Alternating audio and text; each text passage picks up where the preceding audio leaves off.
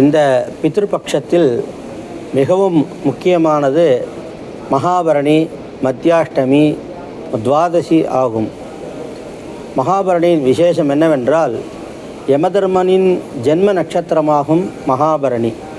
பரணி நட்சத்திரத்தில் யமதர்மராஜன் ஜனித்ததனால் அவருடைய ஜென்ம நட்சத்திரம் ஆதலால் மகாபரணியில் தர்ப்பணம் செய்வதால் யமதர்மராஜன் திருப்தி அடைந்து நமது பித்ருக்களை பித்ருலோகத்தில் சுகமாக வைத்து கொள்ளவும் பித்ருக்களுக்கு யமதர்மராஜனின் ஆசீர்வாதம் கிடைக்கவும் மிகவும் ஒரு விசேஷமான ஒரு நாளாகும். அந்த மகாபரணியானது சரியாக 11/9/25 வியாழக்கிழமை அன்று வருகிறது. 11/9/25 வியாழக்கிழமை அன்று மகாபரணி வருகிறது. அதை அடுத்தாற்போல் மத்தியாஷ்டமி 14/9/2025 ஞாயிற்றுக்கிழமை அன்று மத்தியாஷ்டமி வருகிறது. மத்தியாஷ்டமியில் தர்ப்பணம் செய்வதும் மிகவும் விசேஷமானது.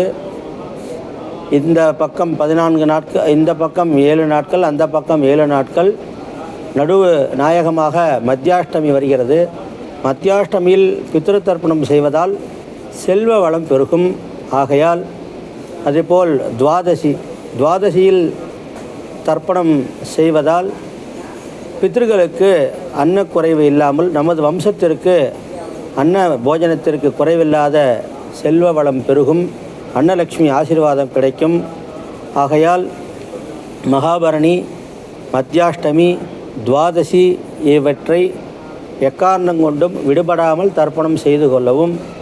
தர்ப்பணம் செய்யும் பொழுது அவசியம் எள், வெத்தலை பாக்குப்பழம், தேங்காய், வெல்லம், அரிசி, பாசிப்பயிறு இந்த பூஜை சாமான்களோடு தர்ப்பணத்துக்கு செல்லுங்கள்.